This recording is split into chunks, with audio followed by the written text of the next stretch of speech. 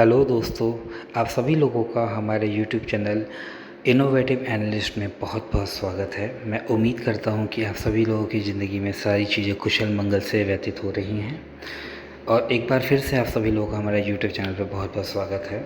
तो आज हम लोग अपनी कार का फ्यूल कॉस्ट कैसे कम करें इस टॉपिक पे बात करने वाले हैं। आइए वीडियो में आगे बढ़ते हैं। इसमें तो सबसे जैसे कि हम सभी को सब पता है कि आज की डेट में सीएनजी का दाम बाकी फ्यूल के दाम के भी लगभग बराबर आ गया है, तो वो एक किफ़ायती विकल्प हमें नहीं समझ में आता इस समय। अब इसमें चिंता का विषय ये है कि सारे फ्यूल का दाम पुराने दामों पे वापस आते हुए तो दिखाई नहीं देता। जिस हिसाब से ट्रेंड रहा है सारे फ्यूल का रेट ऊपर ही जाते हैं, एक बार बढ़ गए तो बढ़ते रहते हैं, थोड़ा बहुत पीछे आता है पर उस रेट पुराने दाम पे तो नहीं आता।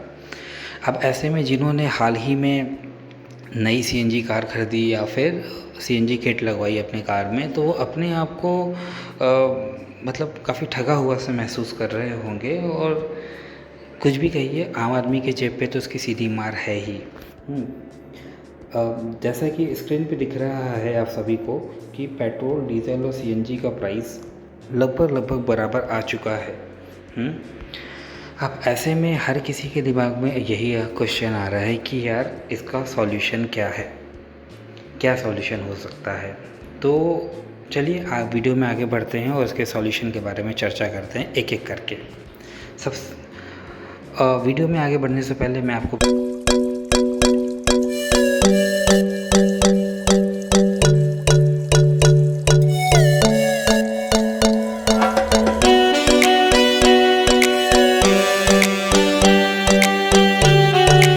बता दूं, मैं अनुराग विश्वकर्मा हूं और मैं यहां पे ये वीडियो अपना ओपिनियन और आपको फ्यूल कॉस्ट कम करने के लिए स्मार्ट सॉल्यूशन देने के लिए ये वीडियो बना रहा हूं। चलिए वीडियो में आगे बढ़ते हैं और क्या क्या सॉल्यूशन हो सकता है इसे समझने की कोशिश करते हैं। सबसे पहले सभी के दिमाग में ये आ रहा है कि इलेक्ट्रिक व्हीकल, कि भाई ईवी कार ले लो, ईवी कार ले लोगे तो सारी चीज़ें सॉल्व हैं, फ्यूचर भी ईवी का ही है। हाँ, बिल्कुल सही बात है, फीचर भी ईवी का है। और फ्यूल कॉस्ट आपको ₹1 ₹1 20 से लेकर ₹1 40 के लमसम आपको पड़ रहा है फ्यूल कॉस्ट, वो भी अच्छा है। और रेंज जो मिल रही है 200 से 350 किलोमीटर की रेंज मिल जा रही है। चार्जिंग स्टेशन पे चार्ज करते हो तो 1 से 2 घंटे के अंदर अंदर कार आपकी चार्ज हो जाती है। ठीक है, सारे ये अच्छी बात है। पर निगेटिव पॉइंट्स की अगर हम बात करें इसके डीमेरिट्स की, तो डीमेरिट ये है कि 200 से 350 किलोमीटर की जो रेंज है सुनने में तो ठीक लग रहा है, पर यार एक बार आप कहीं फैमिली लेके बाहर निकले आउट स्टेशन और कार की बैटरी ख़त्म हो जाए ना, तो भाई साहब आप ऐसी मुसीबत में फंसोगे ना। आपको गाड़ी चार्ज करने के लिए प्रॉपर जगह चार्जिंग स्टेशन आपको ज़रूरी नहीं है कि ईज़िली अवेलेबल हो जाए। और अगर आप अपने रेगुलर चार्जर से, नॉर्मल चार्जर से चार्ज करते हो तो 10 से 12 घंटे लेती है गाड़ी चार्ज होने में। कुछ गाड़ियाँ 8 घंटे भी लेती हैं, पर फिर भी वो बहुत ज़्यादा है। आपको झेल जाने के लिए तो खैर काफ़ी ज़्यादा है। अब इन सब के बाद भी अगर आप देखें तो ईवी कार, इलेक्ट्रिक व्हीकल जो भी आ रही हैं इंडिया में आज की डेट में, वो 12 लाख से ऊपर का ऑन रोड उसका कॉस्ट पड़ रहा है। 12 लाख से ऊपर की कॉस्ट वाली कार तो भाई मुझे नहीं लगता कि एक आम आदमी के जेब के लिए किफ़ायती सॉल्यूशन है। इसका दाम कहीं ना कहीं 8 लाख से कम होना चाहिए, जो कि आने वाले समय में ज़रूर हो जाएगा। तो ये तो कंसर्न है। चलिए अब दूसरे ऑप्शन की बात करते हैं, सीएनजी। सीएनजी कार, यार सीएनजी कार आपको ₹3.5 से लेके ₹4 के बीच में लगभग पड़ती है सीएनजी कार का फ्यूल कॉस्ट। और इसका जो रेंज है 1 किलो सीएनजी में करीब 20 से 25 किलोमीटर तक का रेंज आपको दे देती है गाड़ी। तो अगर फुल अपना आप सीएनजी फुल सिलेंडर भरवाते हैं तो गाड़ी 180 से लेकर के 220-240 किलोमीटर तक का रेंज दे जाती है। चलाने के ऊपर डिपेंड करता है। और कंपनी फिटेड सीएनजी कार आप लेते हैं या फिर डीजल कार लेते हैं, दाम तो लगभग बराबर हो चुका है। तो एक ये भी है कि लोग प्रेफरेंस दे रहे हैं सीएनजी के लिए। प्लस सीएनजी का दाम पर किलोमीटर जो आपको फ्यूल कॉस्ट पड़ेगा वो डीजल और पेट्रोल के कंपैरिजन में तो हमेशा से ही कम रहेगा अभी भी। अच्छा, अब इसमें निगेटिव पॉइंट्स ये है कि भाई अगर आपको सीएनजी कार ले लिया और पेट्रोल पंप पे गए, आप सीएनजी पंप पे गए, सीएनजी डलवाने के लिए, तो आपको काफ़ी देर तक लाइन में खड़ा होना होता है, लाइन में लगना पड़ता है, कई बार ये लाइन घंटों की भी होती है। अच्छा, अगर इस लाइन को अवॉइड करने के लिए आप सोचें तो आपको या तो सुबह सुबह जल्दी उठ के जाके सीएनजी डलाना होता है या रात में लेट नाइट में, दोनों के लिए आपको कुछ एक्स्ट्रा एफर्ट तो डालने ही पड़ते हैं भाई। सेकंड ये है कि नॉर्मल इंजन के कंपैरिजन में सीएनजी कार का इंजन दबा हुआ चलता है। कुछ कार की कंपनियों ने इतनी अच्छी ट्यूनिंग करके इस समय अब बना लिया है कि जिसमें 19-20 का फ़र्क रहता है, पर अधिकतर कारों में आज भी एसी चला लीजिए सीएनजी पे और कार चलाइए तो लगता है कि हाँ भाई कार का इंजन स्ट्रगल कर रहा है, तो वो तो एक प्रॉब्लम है। प्लस इंजन जो है सीएनजी कार का बाकी नॉर्मल इंजन पेट्रोल या डीजल इंजन से मुकाबले में इंजन का काम समय से पहले आ जाता है, तो एक ये तो कंसर्न है ही है। चलिए अब तीसरा ऑप्शन की बात हम कर लेते हैं। तीसरा ऑप्शन है भाई कि हम कोई टू व्हीलर अडॉप्ट कर लें, माइलेज जो देती हो, अच्छा माइलेज देती हो, या फिर कैसे भी 30 से ऊपर का माइलेज देती हो जो, तो उस केस में आपको जो फ्यूल कॉस्ट पड़ेगा ₹1.07 से लेकर के ₹2.70 या हद से हद ₹3 के लमसम आपको फ्यूल कॉस्ट पड़ेगा। ज़्यादातर आप अपने बाइक को यूज़ कर सकते हैं अगर आप कहीं अकेले ट्रैवल कर रहे हैं आसपास शहर में 15-20 किलोमीटर के रेंज में, तो आप बाइक लेके जा सकते हैं। वहाँ पे कार लेके जाने का कोई मतलब आप चाहें तो अवॉइड कर सकते हैं उसमें, उससे आपकी फ्यूल की कॉस्ट की सेविंग काफ़ी हो जाएगी। प्लस अगर आपके पास स्कूटी या बाइक है नहीं तो आप नई स्कूटी बाइक की प्लान कर सकते हैं, बहुत ज़्यादा महंगा नहीं है ये, एक 80,000 से लेकर के 1.5 लाख के बीच में करीब पड़ रहा है। और अगर आप वो नहीं करना चाहते हैं, अगर आपके लिए ये दाम थोड़ा ज़्यादा लगता है, तो आप सेकेंड हैंड भी प्लानिंग कर सकते हैं। मैं पर्सनली खुद भी सेकेंड हैंड अगर मैं कहीं किसी शहर में मेरा ट्रांसफ़र होता है तो मैं वहाँ पे सेकेंड हैंड बाइक ख़रीद लेता हूँ, क्योंकि मुझे ये चीज़ काफ़ी किफ़ायती लगती है। वो सेकेंड हैंड बाइक आपको ईज़िली मार्केट में अच्छी कंडीशन में 20,000 से 50,000 रुपये के बीच में मिल जाता है।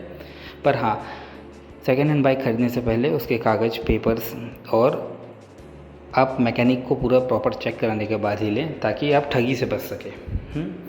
देन सिर्फ ज़रूरी कामों के लिए आप अपनी कार को इस्तेमाल करें। अगर आपको ऑफिशियल यूज़ के लिए कार यूज़ करना है या कहीं लंबी दूरी तय करनी है या फैमिली के साथ कहीं जा रहे हैं, तो हाँ उस केस में आप ज़रूर कार इस्तेमाल करें। अच्छा, अगर आप बाइक लेते हैं और बाइक को ज़्यादा यूज़ करते हैं, उसमें कंसर्न क्या है? कंसर्न ये है कि भाई आपका मतलब हर महीने कुछ तो खर्च बढ़ ही जाता है। 100 रुपये से लेके 200-250 रुपये पर महीने एक्स्ट्रा खर्च आपका गाड़ी के मेंटेनेंस के नाम पे जाता है। मेंटेनेंस में या फिर कुछ भी कह लीजिए, थोड़ी मोड़ी चीज़ें तो जाती हैं उसमें। इंश्योरेंस के नाम पे, मेंटेनेंस के नाम पे पर मंथ के हिसाब से अगर आप बांटेंगे तो करीब करीब 100 रुपये से 250 रुपये के बीच में मेंटेनेंस कॉस्ट एक आपका निकल के आता है बाइक का। और दूसरी बात, जब कहीं आप लंबी दूरी जा रहे हैं तो आपको कार ही लेके जानी है, और मैं रिकमेंड भी नहीं करूँगा कि आप बाइक लेके जाएं। आप फैमिली के साथ जा रहे हैं लंबी दूरी पे तो आपको कार का ही यूज़ करना चाहिए, वही सेफ़ होता है। ठीक है, अब इन तीनों ऑप्शन से आज के डेट में हर कोई कंफ्यूज है। मैंने भी, आप भी बोलोगे यार आपने तो वीडियो बना दी, इन तीनों चीज़ के गुड पॉइंट और नेगेटिव पॉइंट दोनों गिना दिए, और हम तो और कंफ्यूज हो गए। तो कंक्लूज़न क्या है? कंक्लूज़न ये है कि तीनों ही ऑप्शन अच्छे हैं, डिपेंड करता है किसके लिए कौन सा ऑप्शन ज़्यादा सूटेबल है। चलिए अब आपको ये भी बता रहे थे कि कौन सा ऑप्शन किसके लिए सूटेबल है। तो ईवी ऑप्शन उसके लिए सूटेबल है कि जो नई कार ख़रीदने की प्लानिंग कर रहा है और जिसका आउट स्टेशन ट्रैवल बहुत कम रहता है, या फिर 200 किलोमीटर के अंदर में ही आना जाना, यानी 100 किलोमीटर के रेंज में एक साइड का जिसकी ट्रैवलिंग होती है, उसके लिए बहुत बेटर है। या सिटी कम्यूट जो ज़्यादा ही करता है, ऑफिस से घर, घर से ऑफिस या ऐसा, तो उसके लिए ज़्यादा बेटर है ये। सेकंड, सीएनजी का ऑप्शन सीधा उनके लिए बेटर है जिनकी रोड डेली की रनिंग आज भी 100 किलोमीटर से ज़्यादा की है। उनके लिए सीएनजी डायरेक्ट सीधे उनको असर करती है कि हाँ भाई उसमें सेविंग है, क्योंकि उसका माइलेज बाकी फ्यूल से अच्छा है। तीसरा ऑप्शन, भाई जिनके पास सीएनजी कार है ऑलरेडी, अब वो सोच रहे नहीं मेरे को और सेविंग करनी है, भाई वो यूज़ कर सकते हैं टू व्हीलर को फर्दर, उसमें भी सेविंग है। अच्छा, अगर सीएनजी कार नहीं है और कार में आप सीएनजी लगवाना भी नहीं चाहते हैं, उस केस में भी आप टू व्हीलर यूज़ कर सकते हैं, क्योंकि अगर आपके मन में है डाउट कि नहीं यार आगे ईवी सस्ती हो जाएगी या फिर कुछ और नया कॉन्सेप्ट आ जाएगा, तो मेरे को सीएनजी लगा के मेरा उससे पैसे वसूल नहीं हो पाएंगे। अगर आप इस सेंसेशन में हैं तो बेटर है आप एक टू व्हीलर ले लीजिए, वो आपको तीसरा ऑप्शन जो है इसमें सबसे ज़्यादा सूटेबल पड़ेगा। तो मेरे हिसाब से आप सभी लोगों को अभी क्लियर हो चुका है कौन सा ऑप्शन किसके लिए ज़्यादा बेटर है। एक और ऑप्शन है, लेकिन ये फ्यूचर ऑप्शन है, ये है इलेक्ट्रिक हाइब्रिड व्हीकल्स, जिसे मैं बिग कॉन्सेप्ट कह रहा हूँ। जैसे आज की डेट में हम लोग सीएनजी लगवा रहे हैं, वैसे ही कार में इलेक्ट्रिक हाइब्रिड किट भी लग जाएगी, जिसमें कि आपकी कार जैसे ही 20 या 30 किलोमीटर पर आवर्स के से कम स्पीड पे आएगी, वो ऑटोमेटिक इलेक्ट्रिक पे आ जाएगी, जो कि आपकी कार का माइलेज बहुत ही ज़्यादा बूस्ट कर देगा। तो अगर आप इस पे चाहते हैं तो मैं एक अलग वीडियो बना दूंगा इसके लिए। अगर आप बनवाना चाहते हैं तो आप मुझे कमेंट करके बता सकते हैं। अगर वीडियो पसंद आया तो प्लीज़ लाइक कीजिए, सब्सक्राइब कीजिए और शेयर कीजिए बाकी लोगों को भी, ताकि इसका फ़ायदा मिल सके और लोग अपनी फ्यूल कॉस्ट पे सेविंग कर सकें। और अगर आप कुछ मुझे सजेशन देना चाहते हैं, अगर वीडियो नहीं पसंद आया या फिर इसमें कुछ स्कोप ऑफ इम्प्रूवमेंट है, उसके लिए आप मुझे सजेस्ट करना चाहते हैं तो आप मुझे ईमेल कर सकते हैं या फिर कमेंट बॉक्स में कमेंट करके भी डायरेक्ट बता सकते हैं। मैं ज़रूर उसमें सुधार करूँगा। ये मेरी पहली वीडियो है, तो प्लीज़ प्लीज़ प्लीज़ इसे लाइक और शेयर ज़रूर करें। Thank you.